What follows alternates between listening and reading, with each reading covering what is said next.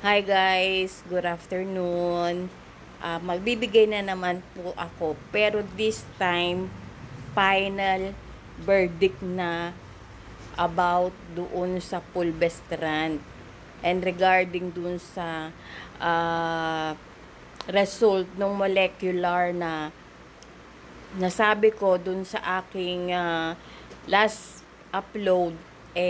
I'm hoping na tatanggalin yung aking Pulvestrand. Naka 28 months na ako. And kanina, nagkausap kami ng onko. And sad to say, tuloy pa din yung Pulvestrand until 5 years. O, diba? Marami pa tayong bubunuin na pera, na panahon.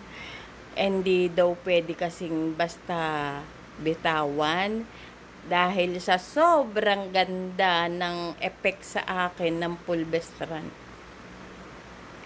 Natatakot na sila. Hindi naman natatakot. Joke lang yun. Sa sobrang ganda ng effect sa akin ng Pulvestrand, ituloy na lang natin. Kasi maganda yung effect, diba? Sa bagay, may point naman si Doc. Yun lang guys. Wala na akong masabi. Thank you. Bye.